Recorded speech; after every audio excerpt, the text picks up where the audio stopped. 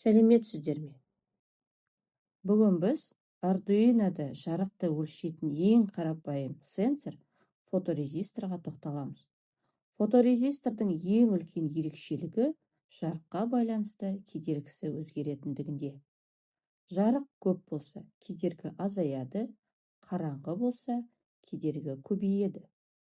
Күнделікті өмірде фоторезисторды автоматты шам, түнгі жарықты қосатын жүйе, шкаф ашылғанда жарық жағатын сенсор, тіпті қарапайым сигнализация жасау үшін де қолданады. Бұл тәжірибеде қажетті компоненттер: Arduino микроконтроллер, фоторезистор, 10 килоом резистор, макет платасы, жалғауыш сымдар. Tinkercad'та жаңа схема жасаңыз. Оған фоторезистор деп ат қойыңыз.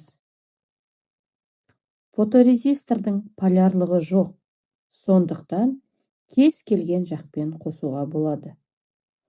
Фоторезистордың бір аяғы ГНД, яғни минус, екінші аяғы А0 пиніне жалғанады. Сол А0 нүктесіне қосымша 10 килоом резистор арқылы 5В пиніне жалғаймыз. Біз фоторезисторды 10 килоом резистормен бірге кернеу бөлгіш ретінде қостық. Фоторезистор жарықта өзінің кедергісін азайтады, ал қараңғыда көбейтеді. Осы өзгерістер А0 аналогтық кірісіне түсетін кернеуді өзгертеді.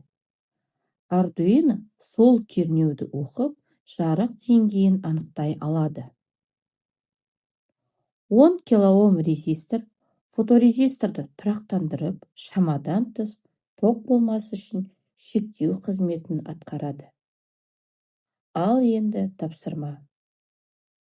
Фоторезистордың жарық түссе, жарық өшетін, қараңғы болса, жанатын ауыстырып көріңіз.